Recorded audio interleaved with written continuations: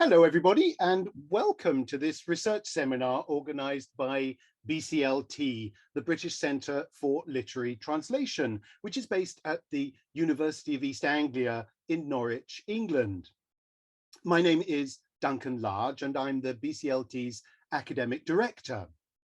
This is our first research seminar of the new academic year, and although we've returned to in-person teaching on the UEA campus, we're continuing to host these seminars online so as to reach a wider audience.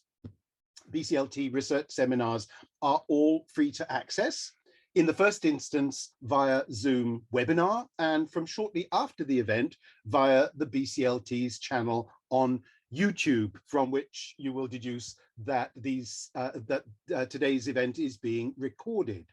On the YouTube channel, you'll find recordings of earlier seminars, sessions from our annual summer school, and so on. So if this is the first time that you've joined us, you might like to subscribe to us on Eventbrite or on YouTube so that you'll be notified as soon as details of other events are posted. I'm joined this afternoon by Lawrence Venuti, who is Professor Emeritus of English at Temple University in Philadelphia. Professor Venuti is a translation theorist and historian, as well as a translator from Italian, French, and Catalan. He's the author of The Translator's Invisibility, A History of Translation, which first came out in 1995, third edition 2018. The Scandals of Translation, Towards an Ethics of Difference, 1998. Translation Changes Everything, Theory and Practice, 2013, and most recently, Contra-Instrumentalism, a translation polemic from 2019. He's also the editor of Rethinking Translation, second edition of which came out in 2020, the Translation Studies Reader, more of that anon, and Teaching Translation Programs, Courses, Pedagogies from 2016. His recent translations include J. Rodolfo Wilcox's collection of real and imaginary biographies, The Temple of Iconoclasts from 2014, Paola Loreto's poems, Houses Stripped, 2018, and J.V. Foch's Daybook 1918, Early Fragments, 2019, for which Venuti won Northwestern University's Global Humanities Translation Prize. He's held awards and grants from such institutions as the National Endowment for the Arts, the National Endowment for the Humanities, and the Guggenheim Foundation. I first met Professor Venuti 25 years ago at the conference on translation and philosophy that Jonathan Ray organized at Middlesex University in 1996, where he was a keynote speaker. And he was a keynote speaker again at a conference which I co-organized at my previous university, Swansea, in 2010, the author translator in the European literary tradition. In 2018, he was a visiting professor at UEA, and we devoted a day conference to his work. So I'm delighted to welcome Professor Venuti back to UEA, if only in virtual form. He joins us today from his home in New York. Now, the occasion for today's discussion, Larry, welcome, hello. Hi, hello. The occasion for today's discussion then is the publication earlier this year of the fourth edition of the Translation Studies Reader. This is a work which needs no introduction to anyone involved, and especially involved in teaching and learning in the field of translation studies, as it's been the preeminent English language textbook in the discipline for over 20 years, since its first appearance at the turn of the millennium. I've certainly used the book in all its editions as prescribed reading for my master's modules in the history and theory of translation over the years, and the appearance of the latest edition, marking the book's 21st anniversary, seemed an appropriate point from which to survey the book's evolution. I was going to do a PowerPoint presentation, then I thought, actually, why don't I just hold up the different editions? This is the first edition of the Translation Studies Reader. Look back over an 80-year history of the emergence of the modern discipline of translation studies in the West across 30 contributions grouped chronologically into periods, from Walter Benjamin's 1923 essay, The Task of the Translator, in Harry Zone's controversial translation, which would be replaced from the third edition of the Reader by Stephen Rendell's version, to a new essay by Venuti himself, Translation, Community, Utopia. So a second edition appeared in 2004, a third edition in 2012, and here's the second. Thanks, Larry. And in its most recent incarnation, this is the fourth edition, the 2021 Reader has grown to 34 contributions, only half of which remain from the first edition. So we'll be talking about that. The fourth edition ranges historically from the 3rd century to the 21st. So it has a much wider historical spread than the first edition. And the fourth edition also includes a representative selection of translation theory from China. So in this seminar, we'll be discussing the inception and development of the Reader, why pieces were selected and deselected, how the anthology has reflected, but also shaped the development of the discipline over now more than 20 years. So the way we're going to do this, I prepared a set of questions for Professor Venuti, which I sent him in advance, and he's prepared answers to them. That much is scripted, or at least semi-scripted, since I'll have some follow-up questions that I want to put as well. Importantly, though, we're going to leave plenty of time for questions from our audience. Given the speaker and the subject matter, it's perhaps not surprising that this research seminar has had a record number of pre-registrations, almost 400, and I can see that nearly 200 are online at the moment. So I'm sure you'll have plenty of questions that you'd like to put to Professor Venuti. Please use the Zoom Q&A function to put those questions. We've got the Zoom Q&A and chat going on for this webinar. I can see plenty of traffic in the chat already, but for with particular questions for Professor Venuti, please do put them in the Q&A, and then that way you get the opportunity as well to upvote those questions which you particularly like. So do graze the Q&A for other people's questions as well. And I'll be putting the questions then to Professor Venuti once our initial discussion has finished. Okay, so I think without further ado, we should move into the formal or more formal discussion. Welcome, Professor Venuti, welcome, Larry, to this session. And thank you so much for agreeing to be interviewed about the Translation Studies Reader. Thank you for having me. This is, a rare opportunity. I really never get it to discuss the Reader, and the book is over 20 years old, so there's a lot to say. It has rained a lot since then, as the Spanish might say. Yes, I mean, I suppose it's often the case, isn't it, that at conferences there are book sessions where authors get the opportunity to talk about their new books and so on. But the Reader has, I suppose, quietly been evolving in the background, and each new edition has been a new book. And so that's why I thought it would really be a good opportunity now to reflect over that process of evolution, and to give you the opportunity then to share with us your reflections on that evolution, and some of perhaps the insider story about the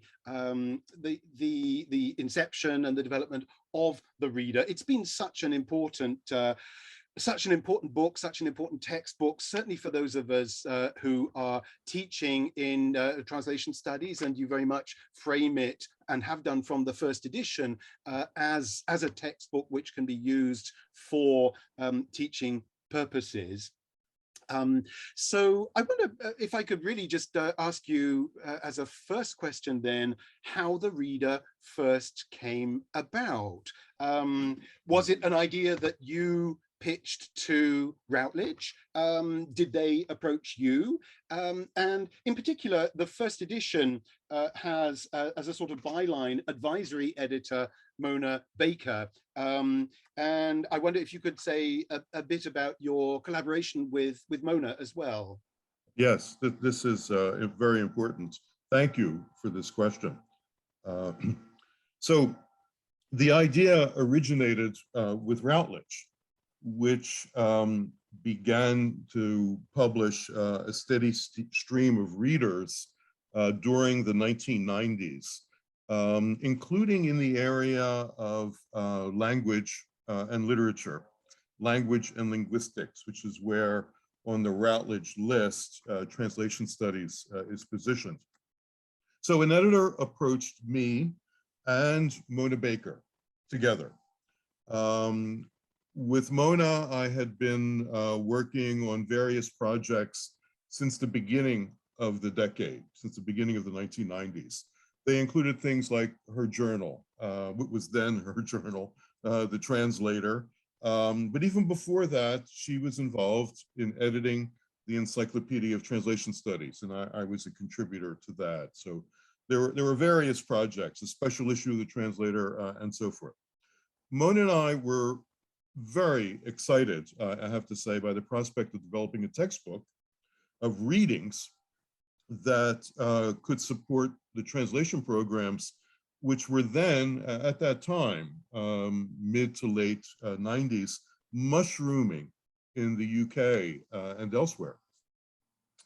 And we decided to go about it in a way that I'm going to call unusual.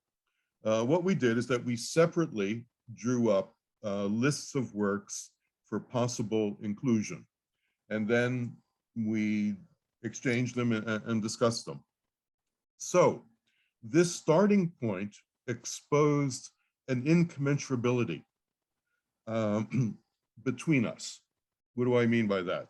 A gap in understanding that reflected the state of translation research at the time. Mona proposed a list of works that reflected or that incorporated various branches of linguistics, as well as the emerging field of translation studies.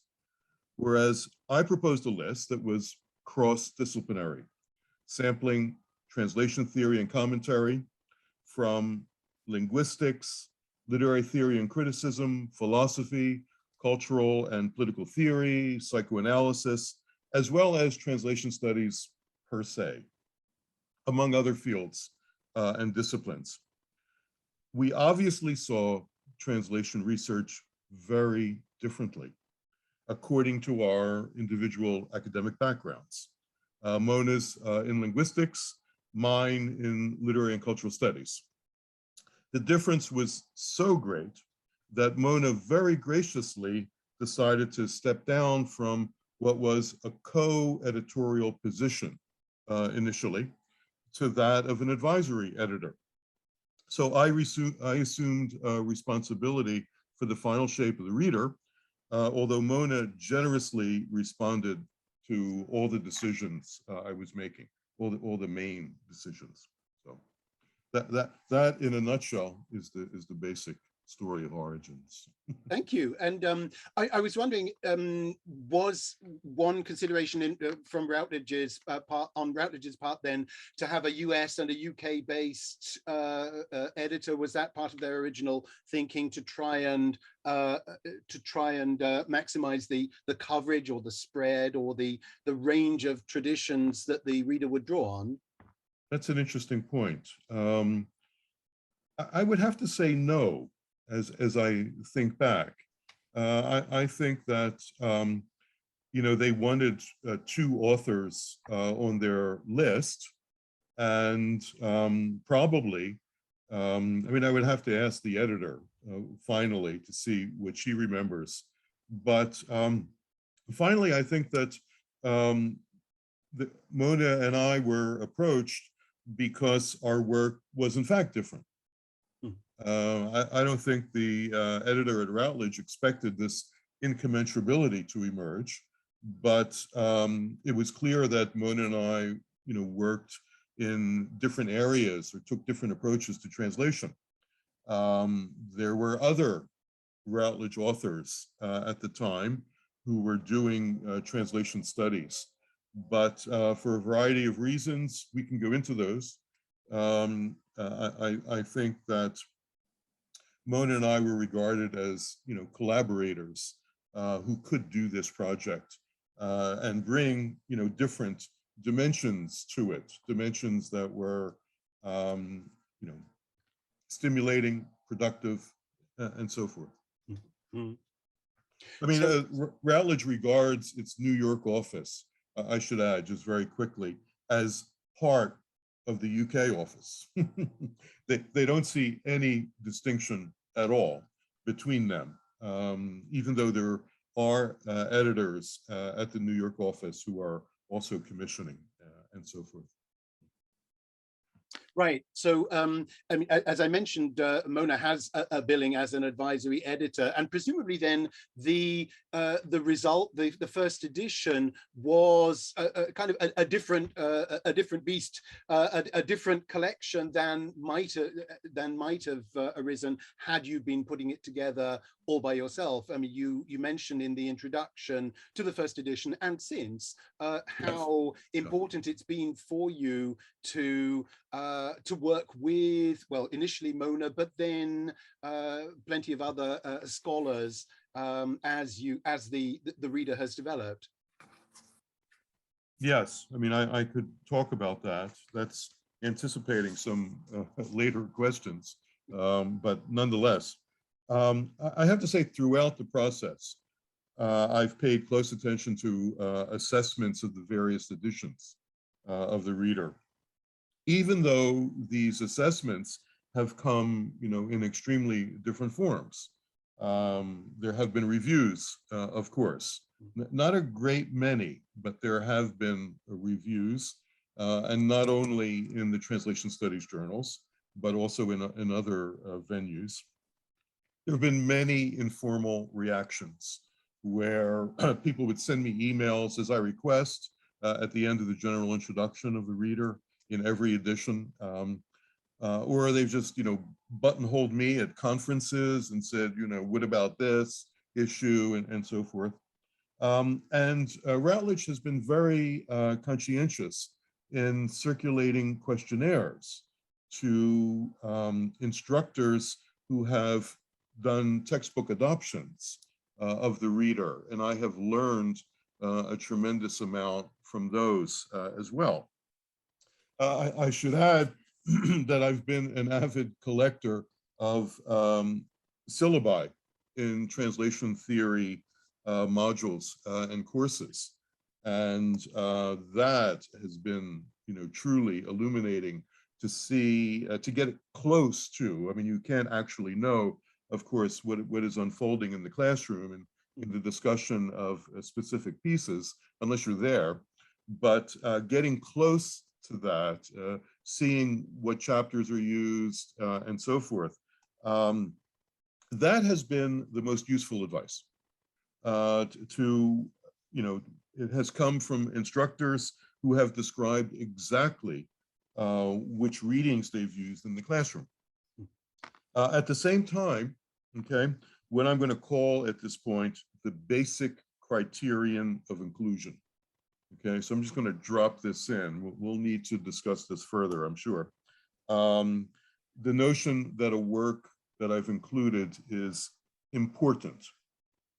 Defining importance as innovation, productivity, and influence, preferably construed internationally, international influence.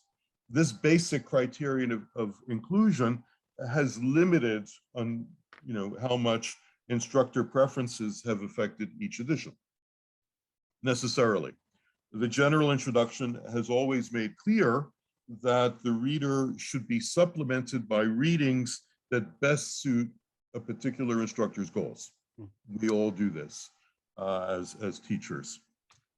On one occasion, nonetheless, I should mention this, I removed the reading that I still regard as essential, as important, as I've defined importance, because it seems not to be taught much to my dismay. This is Philip Lewis's essay, The Measure of Translation Effects, which was omitted from the latest edition, the 4th edition. This is a post-structuralist approach to translation, very probing, using Derrida to develop a concept of translation that is then deployed to analyze a translation of an essay by Derrida. So it's a fascinating piece, but it doesn't seem to have been taught. Just relying on the questionnaires, I would love to be corrected.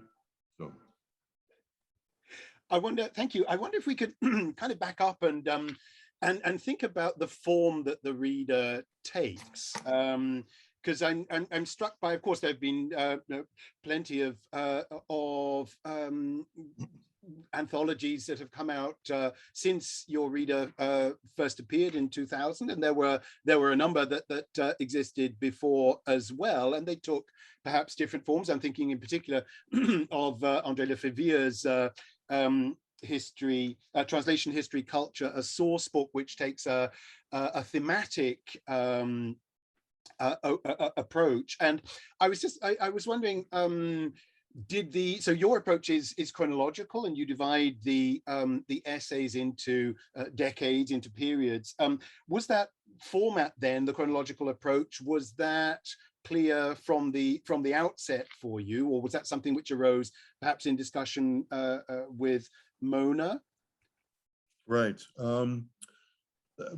Just to be clear, let me begin with André Lefevere's work. His anthology remains very useful, even though it's out of print. I mean, I encourage any student of translation, I continue to consult it. So it remains very useful. However, as an avowed source book, that's his subtitle, a source book, it is largely a miscellany of short extracts from the history of translation theory and commentary between antiquity and roughly the end of the 19th century. Okay, that's the first aspect of his project. The themes that are his organizing principles, this is the second aspect, derive from his own approach to translation research. What might be called, or I call it in any case, a refinement or elaboration of a systemic approach, such as that developed by Gideon Toury. I mean, André's themes are poetics, patronage, universe of discourse, and what I would call Bildung, the German term Bildung, translation as cultivation, as the development of language, as education. That's one of his themes. He has a section on that. His source book, in effect, is a companion to his research monograph, translation, rewriting, and manipulation, and the manipulation of literary fame. Another very useful account. It appeared in the same year, 1992. Okay, that's his anthology, and it argues, of course, for a systemic approach. The first edition of The Reader took a very different path. It avoided, first of all, short extracts, and it sought to emphasize mostly complete texts that offered a sustained development of concepts and arguments. That was very, very central to my thinking.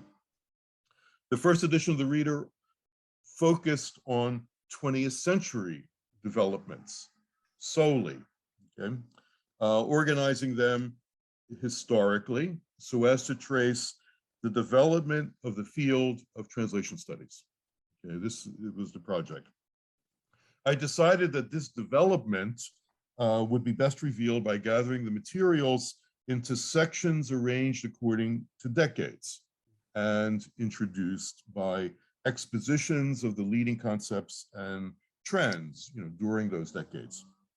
The materials that I was working with, or that I had selected from, actually lent themselves to this organizational scheme, insofar as some decades contained more translation research than others, particularly research that I would call important, as I've tried to define it already. For now, I'll just call important breakthrough or seminal with an international reach. Okay. So my first aim, there were other aims, but my first aim was to present what I would call a map of the field as it was currently recognized. That is to say, the readings would sketch a history of the present in translation studies, acknowledging, of course, that every history is fundamentally anachronistic in the sense that it unavoidably asks questions of the past that interest the present, and that the past did not necessarily ask of itself. Okay. So to construct this historical map, I formulated rather different categories than those in Lefebvre's anthology, as well as what else was out there. I mean, there's very, very, very little in English. My categories were much broader, in fact, not necessarily, or at least on the face of them, tied to a particular approach, like a systemic approach, although I think they lend themselves to a systemic approach as well. So I derived these categories from the history of Western translation theory of practice, published in 1979 by the Canadian linguist, Louis Kelly. It was titled The True Interpreter, fascinating book. Unlike Kelly, however, I saw these categories as primarily the constituents of translation, thank you, translation theory and commentary, not practice. He includes practice here. I want to draw a distinction here. And I developed the categories further. I wanted to develop them as into analytical tools that were deployed in my general and section introductions. In my view, a statement about translation, any kind of a statement, no matter how formal or informal, how off the cuff or treatise-like, whatever, any statement about translation can be analyzed according to three categories, which I described in the reader. And I'll just trot these out very quickly. One is, a key one, is the relative autonomy of the translated text.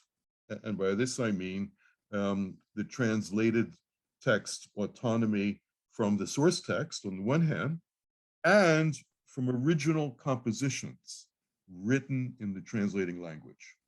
What gives the translation a relative autonomy? Relative, because there always needs to be a connection to a source text by definition, okay? That's the second category, what I would call a concept of equivalence. Okay, so these are categories that come up in translation theory and commentary. I'm construing equivalence here with a great deal of latitude, as the relationship, often a structural relationship, that every translation, once again, by definition, establishes to a source text. Okay. The third category, analytical tool, is what I would call function, the purpose for which the translation was produced. But also, not simply translation as intended action, but also the unanticipated consequences of a translation. And I would describe these, at least, very rapidly, as the meanings, values, and uses a translation comes to support or accrue as it circulates in the receiving situation. So these categories were useful in illuminating the conceptual differences between statements about translation, and also how, the categories underwent redefinition over the century. Because one of the things, when you use these categories, you see right away is that a particular theory or statement about translation does not emphasize each of these three categories equally. And that helps, of course, to categorize, to describe, to characterize, what the theoretical orientation is. So that's the way I would describe it. Thank you. So you've described then organizing principles, then thinking about autonomy, equivalence, function, which you were deriving through your engagement with Louis Kelly. Yes. And I really appreciated the earlier point you made about in a sense, asking the historical questions from the point of view of the presence always, which then accounts necessarily for the differences which are going to arise when the reader goes through different editions.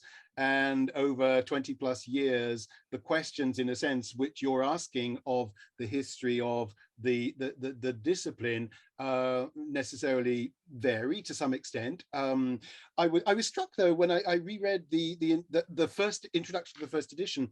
I was struck by how even there, in your discussion of these organizing principles, you bring out the two terms which have been particularly important in your more recent work, in distinguishing between instrumental and hermeneutic approaches. So seems to me there's been a kind of red thread there all the way through, even though, and particularly in your introductory essays, your short essays introducing the different decades, you've had slightly different takes on the history, particularly the history of 20th century development of the discipline over the four editions. Yes, I mean, these two terms, instrumentalism versus hermeneutic, construed today, okay, as models of translation, as ways of thinking about translation, where, just to, again, very rapidly, define the term so we could get a sense of what's at stake here, where an instrumental model understands translation as the reproduction or transfer of an invariant contained in or caused by the source text, an invariant form, meaning, or effect. Whereas a hermeneutic model construes translation as an interpretive act that inevitably, that necessarily varies source text form, meaning, and effect according to intelligibilities and interests in the receiving situation.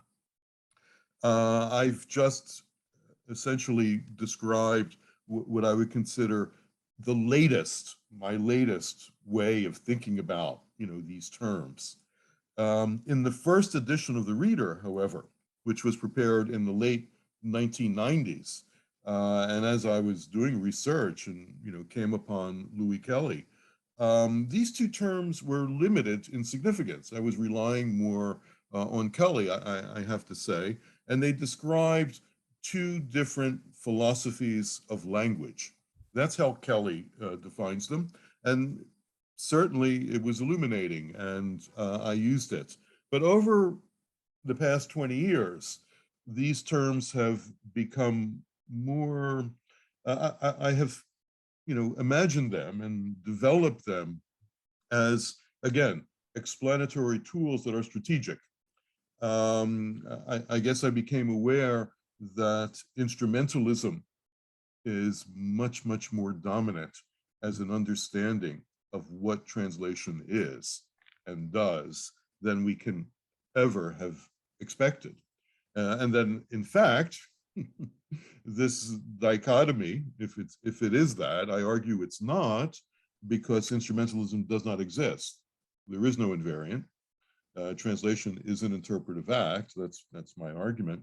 But the fact is, instrumentalism can be seen to have existed since antiquity, and not simply in the West, but also in Asia, in China. So gradually over the past 20 years, as I continue to think about these terms and develop them and add nuances and formulations and so forth, they inevitably started to appear as analytical tools that I used in the reader, not simply in the general introduction, but in the section introductions, as a way to manage, the materials, which, to call them diverse is an understatement, or disparate. I prefer the term heterogeneous. I mean, they are amazingly different. And to come up with ways to, I don't want to say manage the difference, but to understand the difference, to come up with interpretive factors that could help us probe the history of translation theory and commentary.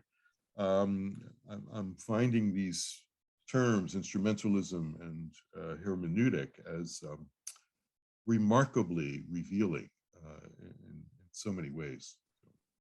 Thank you. Talking of difference, I see in the chat already, Elton, Uliana, pointing out that the Lewis essay that you mentioned, which had to go from the 4th edition, was on the UCL's MA Translation Studies reading list. So a shout out for the Lewis essay. I think what you've just been talking about then is the way in which the reader, as the reader has evolved, it's evolved as your own priorities and your own research has developed, and it reflects, of course, inevitably those priorities and that research, even in subtle ways, in the, as you say, in the short section introductions, for example. You talk about the heterogeneity of the material. We haven't really talked about your criteria, your selection criteria yet, and I wonder if I could ask you to say a bit more about your criteria, and whether those criteria whether you changed those criteria over the course of the different editions. Exactly. Yes. I think one of the things that I experienced, firsthand in working on the reader over this extended period of time, is the extent to which editing, textual editing, is in fact a creative act. It's also scholarly. I don't want to minimize that, but editing, as scholars of book history, have made us aware, including our own, Andre Lefebvre, who looks at, editing as a form of rewriting or refraction, on the same scale, in a sense, as translation, is tremendously interpretive. So from the very beginning, as the introduction to the first and subsequent editions of the reader makes explicit, I was aware of consolidating an extremely heterogeneous body of work as translation studies, in quotation marks, or as translation theory and commentary, again, in quotation marks, acknowledging that from antiquity to the present, these very terms undergo a succession of very different definitions. In many periods, they don't exist at all. Okay. The fact is, translation studies, I mean, the whole notion of a field doesn't really exist till the 1970s. Okay, that's when the term first starts to circulate in a decisive, way. So that is something that I, was acutely aware of. I was also aware that the consolidation I was, making was canonizing, was assigning value to the text I was selecting. That the reader, in other words, was presenting a body of knowledge that demarcated a field and its possibilities. Even if I knew, also acutely aware that going to conferences and so forth, that not everyone conducting translation research or teaching translation would agree with my sense of the field. I knew, in other words, that I was presenting an interpretation that would be regarded as tendentious in some quarters or accepted with varying degrees of enthusiasm in other quarters. The whole object, ultimately, as with any interpretation, I should say, especially when it's housed in institutions like universities and so forth, the main object was to build a consensus for the consolidation that I was constructing. Okay. I should immediately add that disagreement and debate were among my aims. Okay, I don't want to minimize that at all. Although I wanted to produce a historical map of the field that would be recognizable to it, to the scholars working in it, I didn't want the map simply to confirm or validate the status quo. On the contrary, I wanted to challenge the present in translation studies. I wanted to expose its advances and limitations and point it in new directions, okay, very actively, very deliberately. To do this, okay, I introduced not only materials from the past, and with the first edition, that past, of course, was pre-1990s. So even within one century, there was a lot of past, all right? So to do this, to launch this challenge, to mount this challenge, I introduced not only materials from the past, but also methodologies, past and present, that differed from the status quo. Of course, what I'm calling the status quo was yet another interpretation. Okay, my interpretation. And it would change. What the status quo was for me would change over the 4 editions of the Reader. I would like to think that my interpretation of the status quo in translation studies doesn't differ so much from many other scholars working in the field. Even if they don't like the Reader, I still think there are, areas of agreement. So in the late 1990s, okay, I delivered the first edition of the Reader in 1999, okay, to the publisher. In that period, linguistics in various forms was still a dominant research method in translation studies. As the new millennia unfolded, that dominance was eroded or weakened in research, if not in teaching. It depended, of course, on the program where you were studying or teaching or conducting your research into translation. And it gave way to the dominance of culturally oriented methods, which have also taken various forms, including ideological critique, sociological analysis. These will be familiar to anyone working today in translation. So the criteria for inclusion, I'm going to say more about this, that came to the fore with and after the first edition was what I'm calling, the importance of a particular work. Again, another interpretive category for which I take, complete responsibility. I'm defining importance once again as research or a statement about translation. Maybe based on no research. When you look back into the history of commentary on translation, but a work that was at once innovative, something new is being added, productive, something useful to support, to inspire, to drive, inform new research.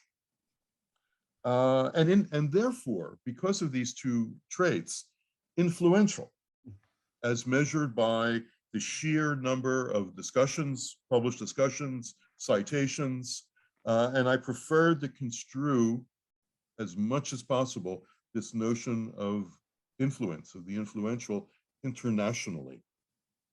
Okay. It didn't matter in what language the translation research was, written or published. What mattered ultimately is whether it had a kind of international reach with these other categories. We all know, of course, and it's beyond our control, that English succeeded French as a lingua franca. So English became the language of the reader. I mean, the fact that I was dealing with an Anglophone publisher, decided that as well. But it's important to also, acknowledge that what a lingua franca is a vehicle for that could enable an international reach. So it underwrites the whole notion of, influence in a particular way. So here's my main criterion of conclusion, of inclusion. For the last section of the reader, okay, the 2000s and beyond, much more recent developments in translation research were sampled. And these choices usually meant, there were usually, an occasion or an opportunity or, a thought of ways of directing translation research into directions that might become important, but that were not necessarily so. It really depended on the edition. This was also a section, this final section in the reader tended to be a section where current events were engaged, or where they could be seen as exerting a certain pressure on translation research. There are obvious examples of this. Sherry Simon's piece about, the language situation in Quebec, Michael Cronin's on the internet, Vicente Raphael's on US hegemony, global hegemony, and how this affects the situation of interpreters in Iraq for the US military. I have to, under this category, this will be the last point I'll make about the criteria for inclusion, but it's essential that I mention this to avoid misunderstanding partly, and that is that space was the ultimate criterion or restriction, in fact, okay? Since every edition was limited to roughly 250,000 words, or some 500 pages or 550 pages, which would include an index. And I did the indexes for every edition, which took weeks to do, I have to say. A truly a learning experience where I learned about the book in an unusual way, an indexical way. So, space limitations. This is, of course, an arbitrary restriction. And Mona Baker, showed this quite clearly in 2010 when she published her 4-volume anthology with Routledge called Translation Studies. This stretches to over 1,600 pages, 4 volumes. This anthology, however, does offer another miscellany, and it lacks any historical dimension.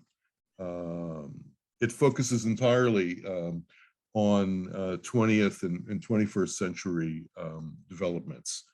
And it forms, sections for the materials with titles derived from the works themselves. It is an amazing work, editorial work, and I recommend it highly, but it's very different from the translation studies reader. And thank you. So the Translation Studies Reader, certainly since the second edition, has had that section of foundational statements as well, which has extended the historical sweep right back in time.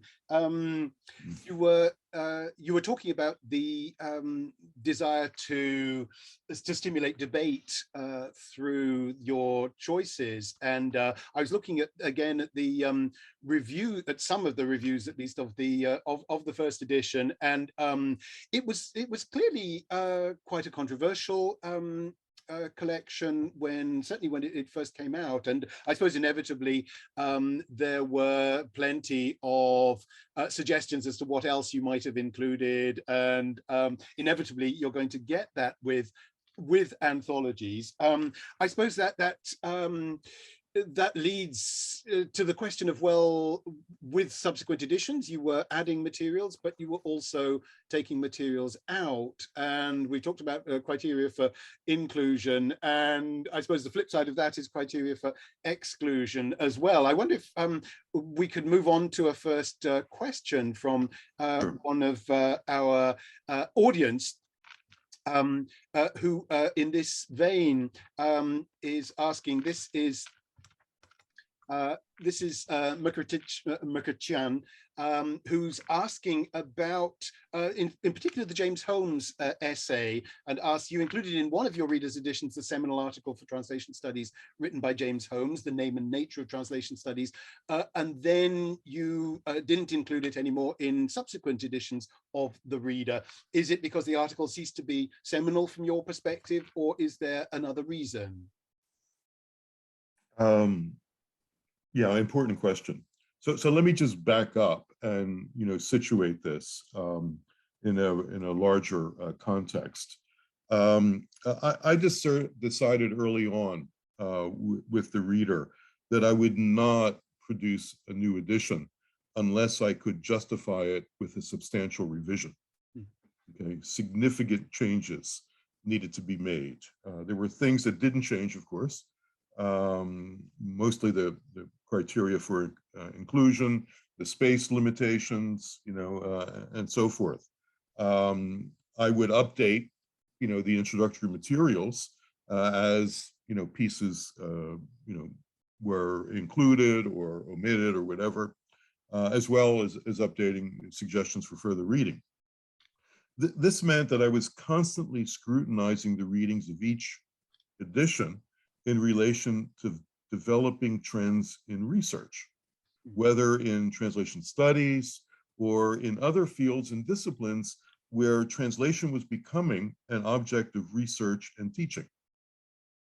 Simultaneously, I came to see a reading, take the Holmes, for instance, that appeared in one edition, as always available, even if it was subsequently omitted. Why did I think this? The inclusion of a reading, in other words, signaled its importance for the field.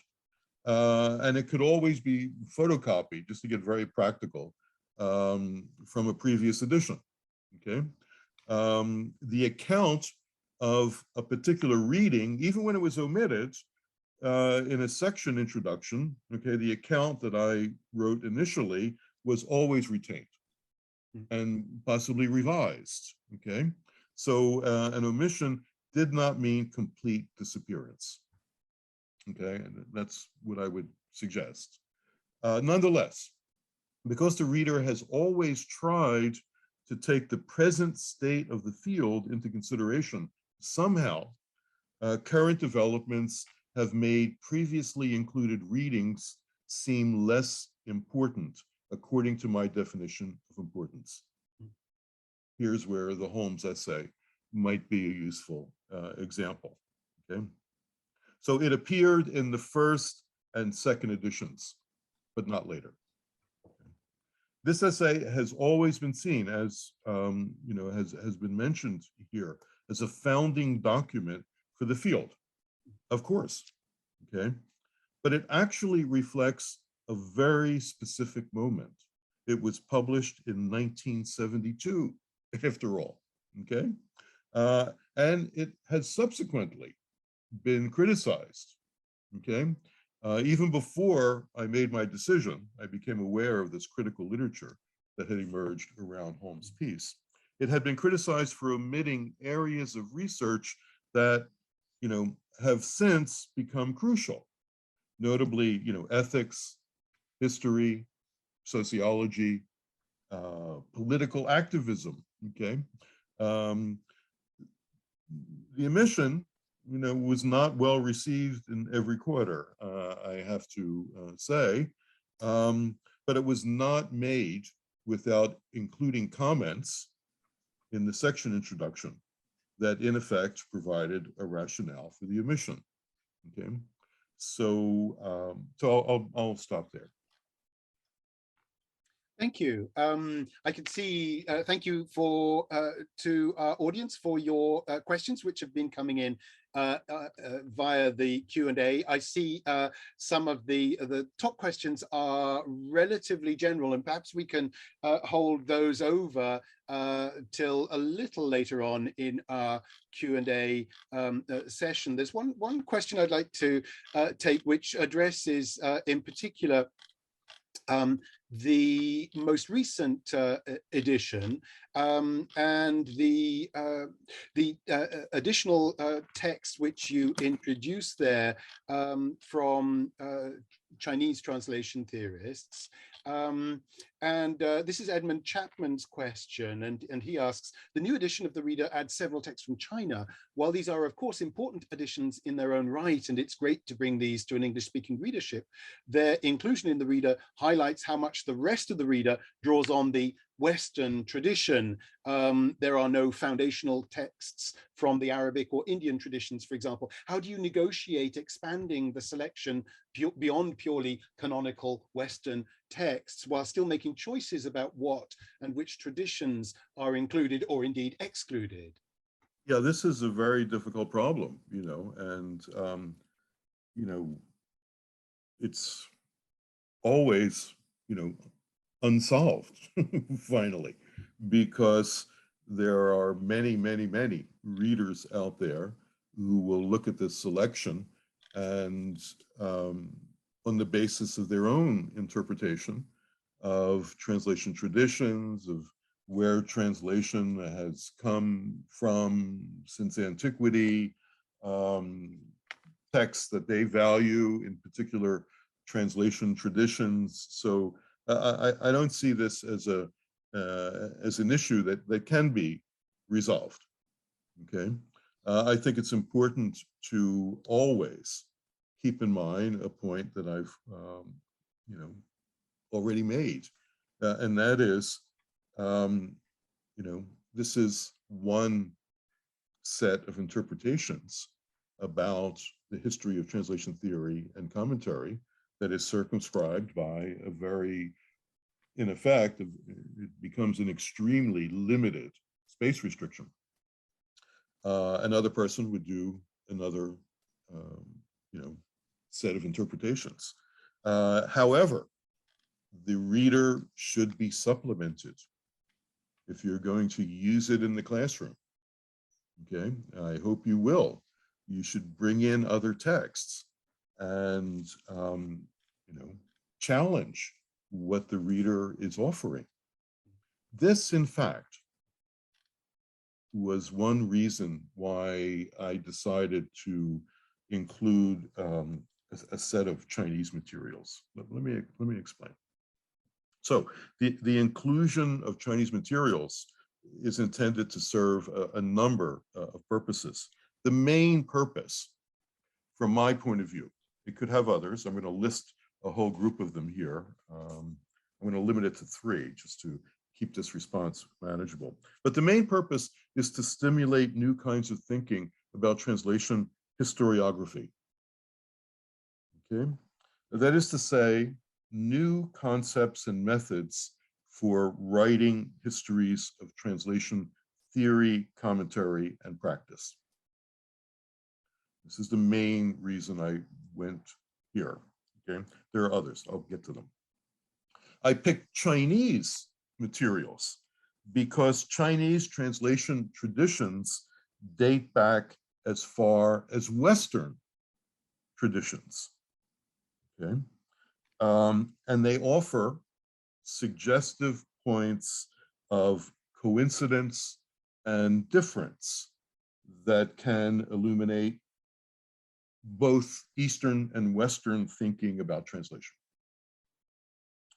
So I'm hoping that the newly included materials will inspire a kind of histoire croisée, comparative history, but where the differences as well as the similarities are not only highlighted in the comparison, but set in what I would call a critical dialectic, where each translation tradition exposes the advances and limitations of the other according to the themes that the researcher has, selected for the basis as the basis of comparison.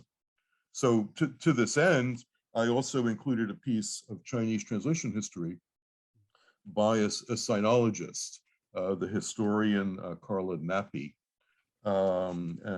and she examines a distinctive form of translation from the early modern period, the Ming and Qing dynasties, what she calls a translation, miscellany. Another purpose of including the Chinese materials, I wanted to sample a number of readings, as many as I could, from one linguistic community, okay, over millennia, so that continuities and discontinuities within a specific tradition might be examined. Okay, in the third edition, this sort of inquiry was made possible by, two readings, for instance. I'm going to give some examples of this. Only two readings that focused on translation in Quebec, Annie Brisset and Sherry Simon. Although the cases they examined were fairly recent, late 20th century. Earlier editions of the Reader enabled this kind of, focus on a translation tradition in one linguistic community in very abbreviated ways as well. I mean, it might be possible, for instance, to put together, an illuminating discussion on the basis of the extract from John Dryden's preface to Ovid's Epistles, Ezra Pound's essay, Guido's Relations, Nabokov's essay on translating Onegin into English, where you have three pieces in English that address poetry. Okay, but that's very, very circumscribed. Okay, the Chinese materials are much more far-ranging.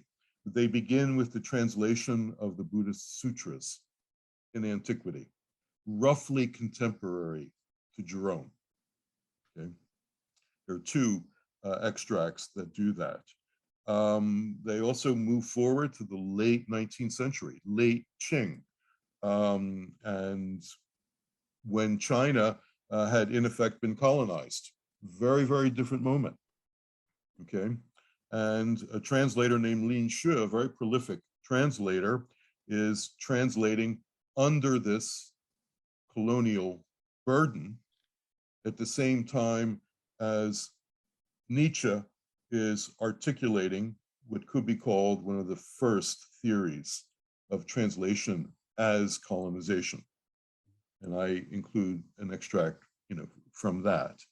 The Chinese materials also address recurrent issues in that translation tradition but with historical differences. With later readings making explicit reference to earlier ones. And I'm thinking here of the exchange of letters in the early 20th century, the 1930s, between Qiu Chubai and Le Jeune. Okay, they comment on Lin Shu, they comment on the Buddhist translations and so forth. So the Chinese materials also enable, I would suggest, I've just tried to make this point with Lin Shu, who is represented by the paratexts he wrote for his translation of Harriet Beecher Stowe's Uncle Tom's Cabin, okay, where the whole issue of race is foregrounded. I mean, what I'm doing here, of course, is giving you all the reasons why I included these texts. So the Chinese materials also enable, I would argue, what Edward Said has called contrapuntal reading, a way of reading text, in his case literary text, but need not be literary, a way of reading that discloses the interrelationships between colonial cultures and the colonized, who in this case are Chinese. Okay, so a third purpose, let me just trot this out, probably the most controversial. Okay, so we'll see how this goes over. A third purpose of including the Chinese materials is to enable a more rigorous examination. I'm hoping to foment debate than has hitherto been made of the charges of Eurocentrism. Let's get it out on the table. The charges of Eurocentrism that have recurred in translation studies, about translation studies, that it's too Western, et cetera, over the past 2 decades. So it was a way to intervene into those debates as well. Let me explain. I think one of the things I came to realize is that these charges of Eurocentrism may ignore key distinctions between what might be called local translation histories on the one hand, and what I'm trying to call changing assessments of important theoretical concepts and practical strategies on the other, with an emphasis on changing assessments, okay? In other words, just to be very, very clear about this, we undoubtedly need histories of translation theory, commentary, and practice for linguistic and cultural communities throughout the world. Okay, there's no doubt about that. They have been emerging, and there are, anthologies of readings. There are discursive histories in different languages and so forth. These are what I'm calling local translation histories. We need to see more of that. It's very important in getting a sense of how translation is being construed in a variety of places. One of the things I fear, however, having seen the debates play out in the journals, for instance, and where these charges of Eurocentrism tend to be levied, is that the scholars who do make these charges, sadly or ironically, often turn out to privilege their own field of area studies, such as Japanese and Russian. Okay, I'm not going to mention any names here.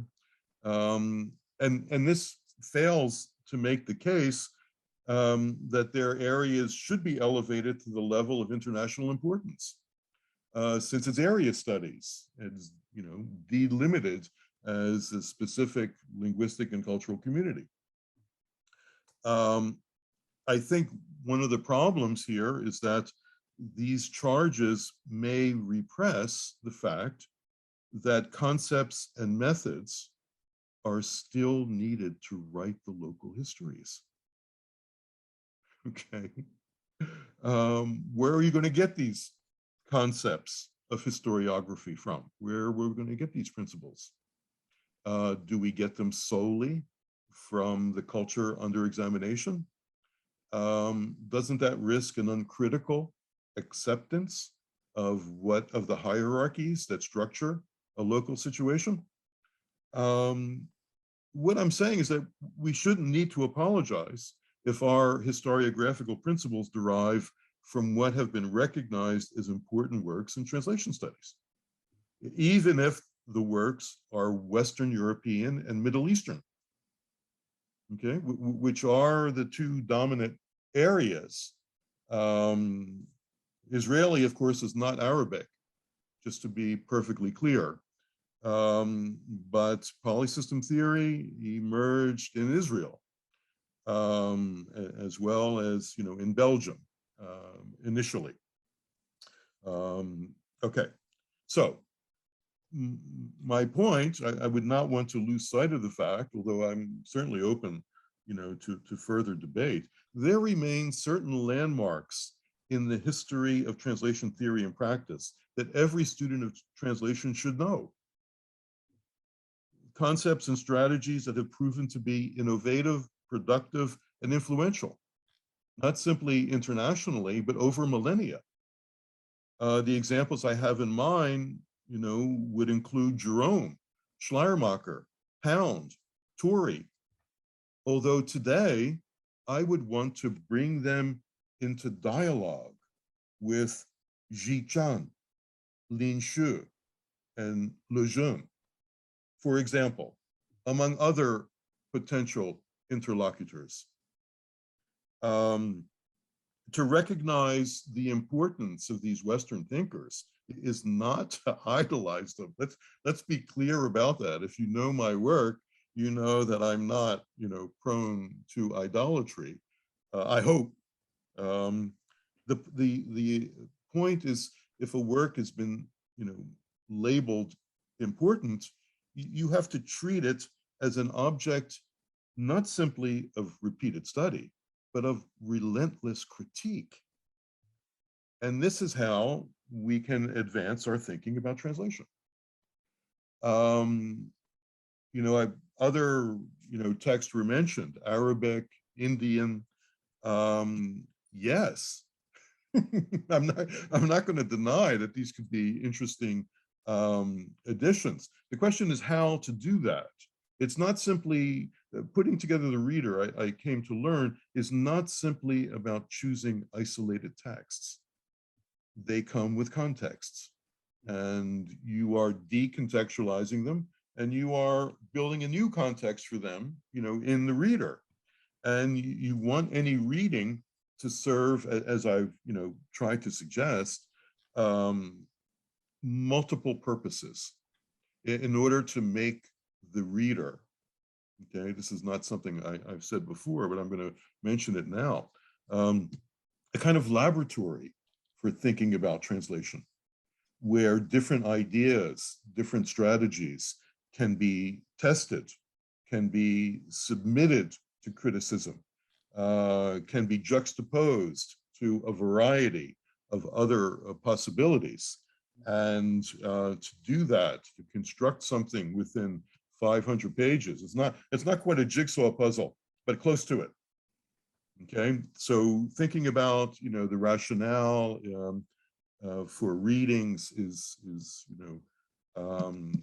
it's makes me prone to headaches, we'll say, because I'm constantly aware of every choice being not simply an inclusion, but an exclusion of so many other things.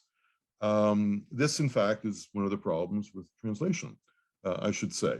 The basic interpretive act of translation is that when a word, a phrase, a sentence is built in a translation, multiple other possibilities are excluded. And these possibilities are not simply verbal choices. They are interpretive moves, and they could change entirely the translation, the context that is being built in the translation.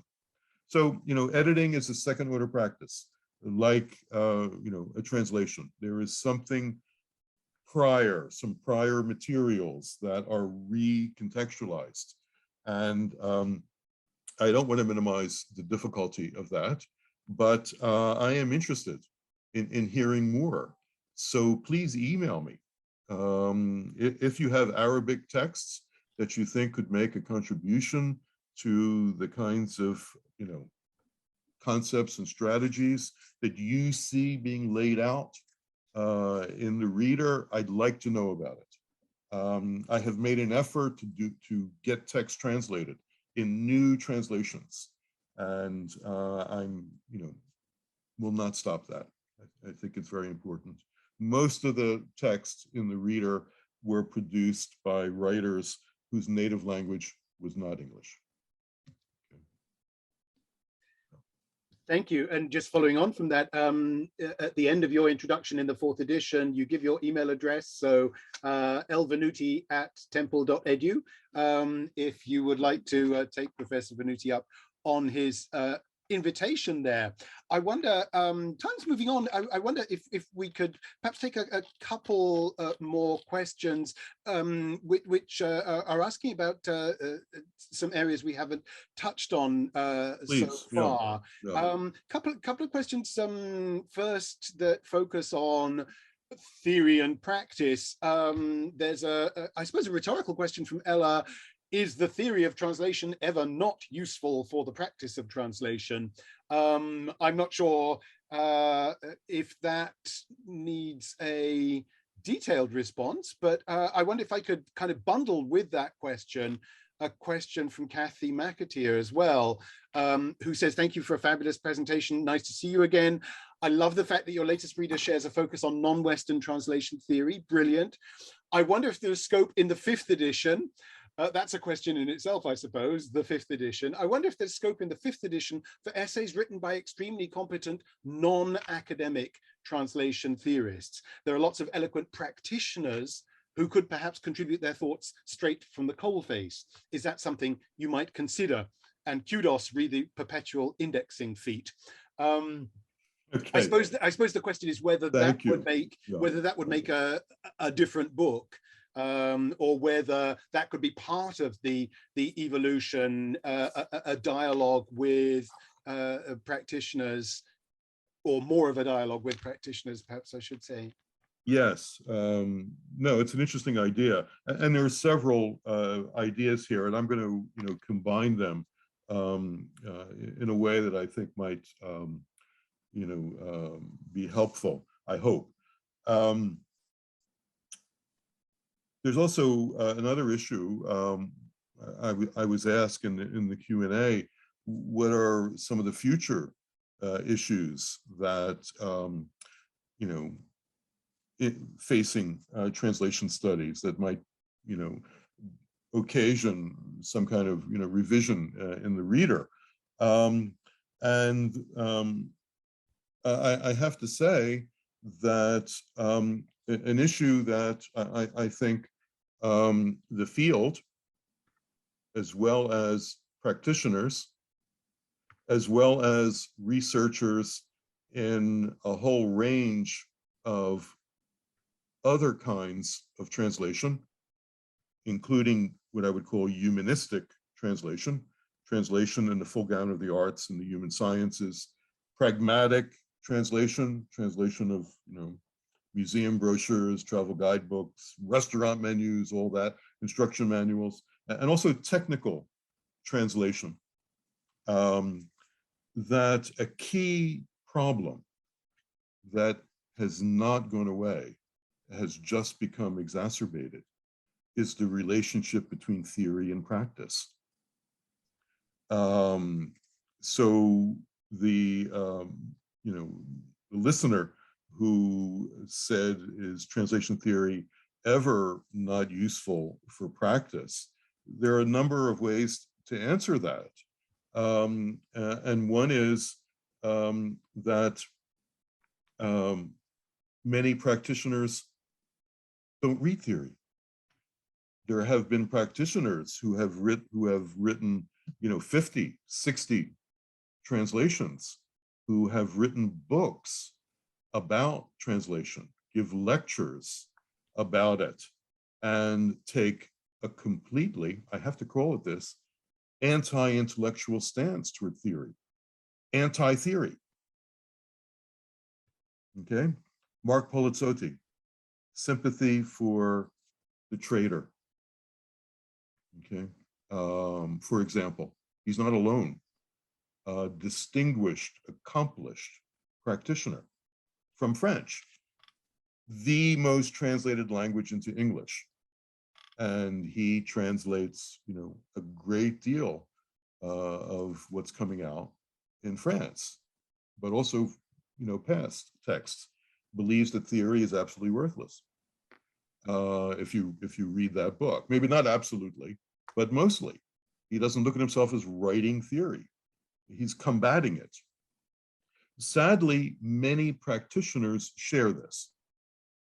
And when practitioners talk about their work, often I miss, not always, but too often, the kind of incisiveness and sophistication, quite simply, critical sophistication, that you can find, among more scholarly commentators. The reader does contain material from practitioners. Pound, for instance. Okay, that kind of commentary is not quite happening today. Schleiermacher was a practitioner. Let's not forget that. Okay, so, and there are other examples. Gayatri Spivak. Okay, she has translated many, many books, or let's say many, many words. Okay, there haven't been many books, but there have been some, long, hefty novels from Bengali. And she's also translated from French theory. Okay, Derrida of grammatology. So there are practitioners, but one of the problems with practitioners, and I'm constantly hearing from scholars on the one hand who use their translations, and readers on the other hand who must use the translations because they don't have the source language and want to learn more about translation, is that practitioners often are not illuminating enough. They can't talk that scholarly talk, okay? Or at a discourse that's, sophisticated enough to speak to the people who are using their translations, often in the classroom, not simply for research purposes.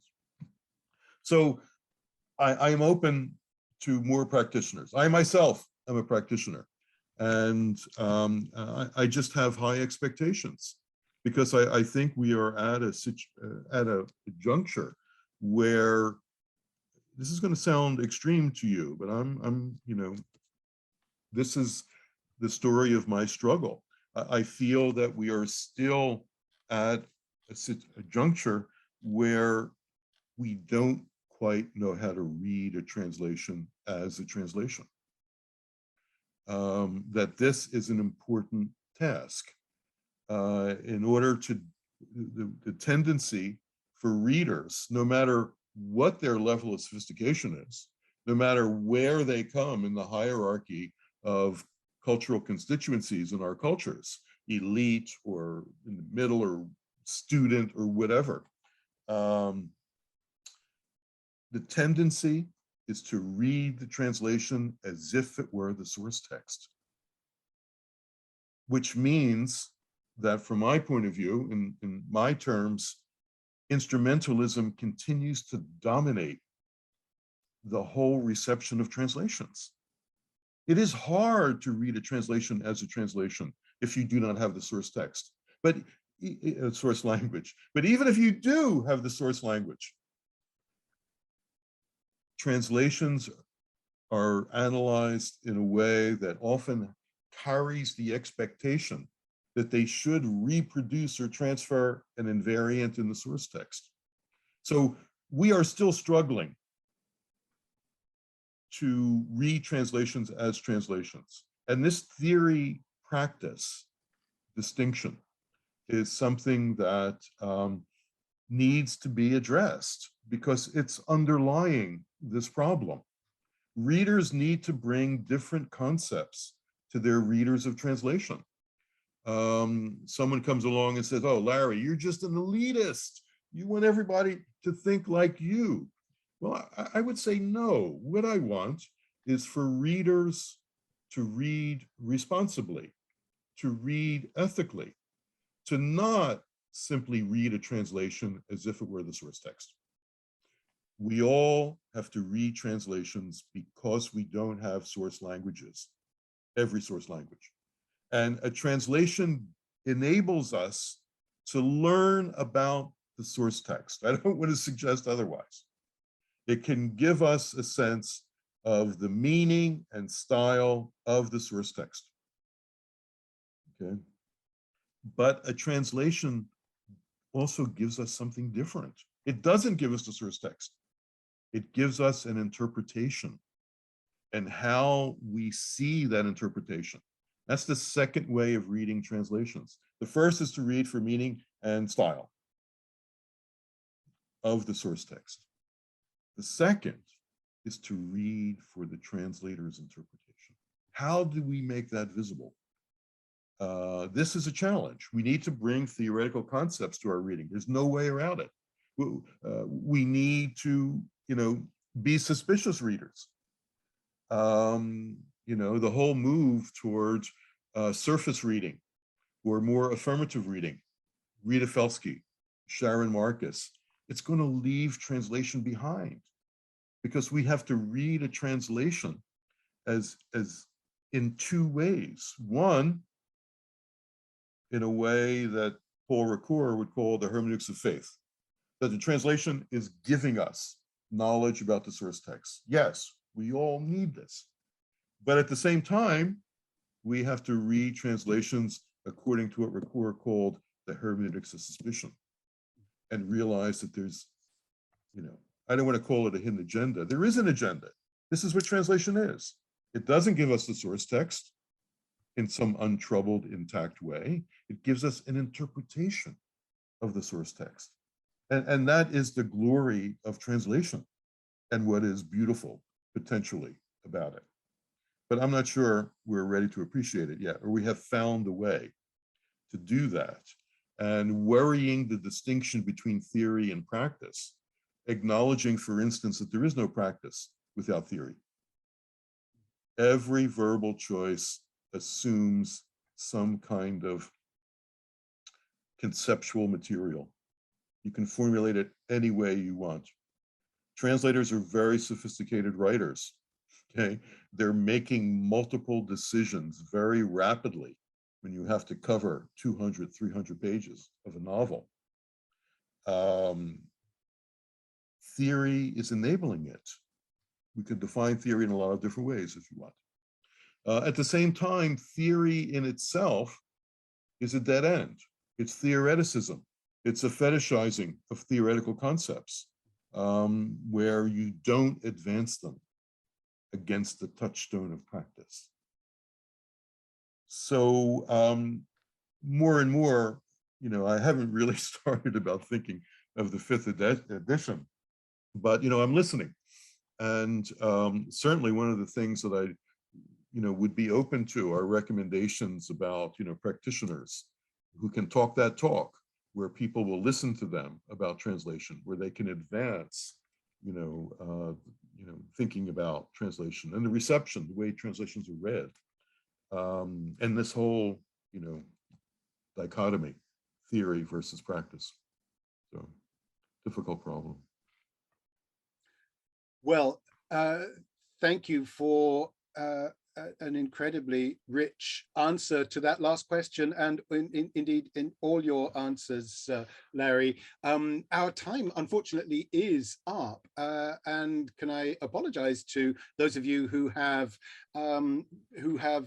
written further questions in the Q&A and in the chat. I'm very sorry we don't have the opportunity to take up any more of your questions, but perhaps you can continue the discussion with Professor Venuti offline, or at least by email. I think in your last answer, Larry, you so eloquently stressed the importance of reading translations and of reading translation theories, and I think in your own work, and I think it's remarkable the way, despite the importance of your theoretical work and the renown of your theoretical work, you've continued as a practitioner yourself and to produce translations and prize-winning translations as two sides of the coin, which is clearly apparent from that last answer. So the importance of reading translations, the importance of reading translation theory, the importance of bringing the two together, and as we've seen as well, and you touched on just at the end, the importance of thinking of a new edition of the Translation Studies Reader. It's a kind of, I suppose in the UK, we talk about a fourth bridge project, which like the painting of the fourth bridge, you've just finished and you have to think about the next edition, perhaps. It's been a remarkable evolution of the reader. The reader itself has been remarkably important and helpful to those of us in the field and those of us teaching and learning in the field, the way that you've presented the history of the discipline, and as you say, also opening up questions about that history. And as you've just been remarking, with the inclusion of the Chinese text in the latest edition within the reader itself, then you're looking to foster discussions, and as you say in the introduction to the reader, you're suggesting different ways in which the reader can be read. It's such a treasure trove. And yes, earlier editions can always be referred to, even when they're no longer available in the bookshops, but perhaps they're available in university libraries, and things that have been omitted in subsequent editions can be referred back to. We are out of time then. This session has been recorded and will be made available shortly on the BCLT YouTube channel.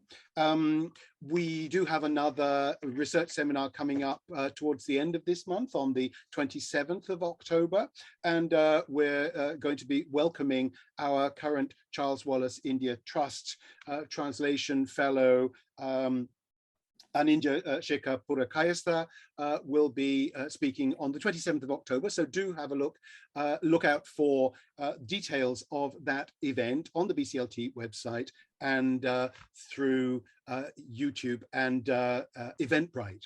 But for the moment, I should say as well, we do have a flyer for the reader, which offers a discount, and we'll be able to put that, I think, on our website afterwards. We'll be able to make that available to our audience, so that you can, if you don't already have a copy of the 4th edition of the Reader, you can get it with a discount.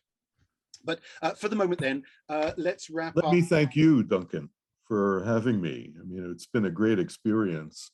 Thank you all for listening in, and especially for your questions and comments. And, you know, I'm going to really go out on a limb here, but if you have a question you think I could answer, maybe not, email me. Thank you.